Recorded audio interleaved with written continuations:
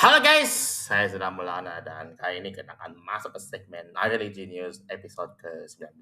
Dan di episode kali ini kita akan membahas kenapa Gen Z di seluruh dunia malah lebih percaya Tiongkok daripada Amerika Serikat. Memang menjadi konten storytelling yang paling seru banget yang pengen bahas soal Gen Z yang lebih percaya sama Tiongkok daripada AS.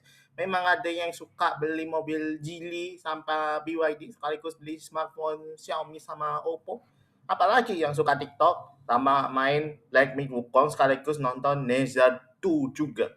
Sekaligus bikin citra politik di Amerika Serikat yang menurun drastis karena polarisasi politik gitu. So, bagaimana ceritanya secara statistik dan perkiraan kepercayaan Gen Z terhadap Tiongkok terhadap AS? So, let's begin the video guys.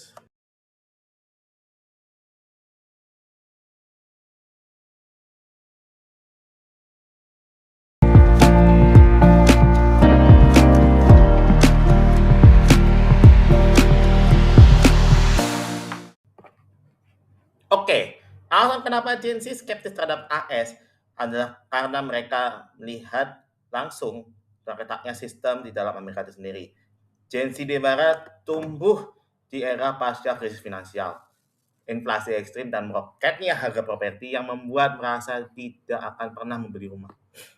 Mereka melihat sebuah negara maju yang kaya-kaya tapi warganya terjerat hutang kuliah seumur hidup alias Great Education. Sistem kesehatan yang super mahal hingga isu kekerasan senjata yang paling tidak selesai. Di mana agensi, moralitas yang sering diunggulkan politisi AS itu di panggung internasional yang terasa tidak tetap di belakang yang realita di dalam negeri mereka. Ketika AS mencoba menghadiri negara-negara cara mengelola negara, TNC melihat layar tanya, perbaiki rumah kalian dan bicara kepada kami. Dan skeptisisme inilah yang membuat alternatif. So bayangin kalau kamu kuliah di USC, Columbia, Harvard, dan lain-lain. Ini membuat pinjaman mahasiswa alias Diongnya di Amerika Serikat itu memang mahal, dengan kesehatannya juga di Amerika itu mahal banget nih kesehatannya gitu. Sementara Amerika Serikat sibuk dengan politik domestiknya, Tiongkok melakukan invasi budaya pop lewat La Buson Douce dengan cara yang memahami oleh Gen Z. Teknologi dan aksesibilitas.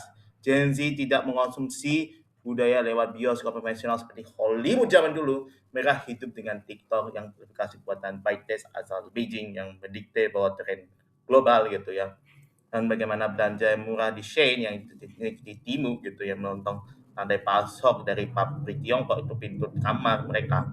Di dunia gaming memang buat game barat seperti game yang seperti apa namanya Genshin Impact, Honkai Star Rail yang paling fenomena yang paling banyak itu Black Myth Wukong gitu, menunjukkan bahwa Tiongkok yang sangat kreatif, yang berskala masif, yang bervisual dan narasi yang luar biasa. Di industri otomotif, jika Anda yang beli mobil BYD EV, terus ada Geely yang punya kepemilikan Volvo sama GWM yang suka off-road gitu, dan juga ya Gen Z dan Tiongkok bukan sekedar lagi barang KW murah. Tiongkok adalah tren digital, inovator teknologi, dan yang dia hiburan yang relevan dengan karya mereka gitu.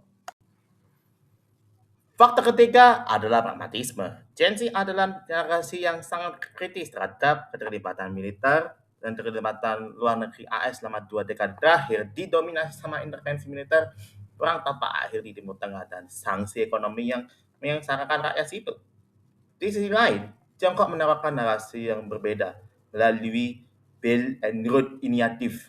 Alih-alih mengirim tentara, Beijing mengirim insinyur, dan mereka membangun pelabuhan, jalan tol, jembatan, dan jaringan kereta cepat di Asia Tenggara, Afrika, hingga Amerika Latin. Di Indonesia, Gen Z melihat langsung kereta cepat bus. Di Afrika, mereka melihat stasiun-stasiun modern yang dibangun. Gen Z terutama berada di negara-negara berkembang, alias The Sud Planetaire, melihat Tiongkok sebagai mitra perdagangan fisik yang nyata, bukan sekedar janji-janji retorika politik, reformasi ideologi. Mereka menilai sebuah negara apa yang dibangun bukan dari yang apa yang dibom. Pergeseran kepercayaan Gen Z ini bukan berarti sepenuhnya menutup mata isu-isu internal Tiongkok seperti hal asasi manusia atau pengawasan digital yang ketat. Gen Z tahu hal itu, tapi esensinya adalah Gen Z menolak standar ganda. Mereka muak dengan narasi barat adalah yang barang baik yang mutlak dari timur adalah bencana abadi.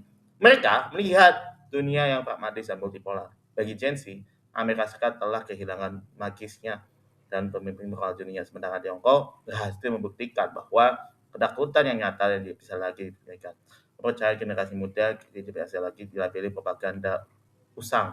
Dia harus membuktikan bahwa stabilitas, inovasi, dan ternyata di lapangan.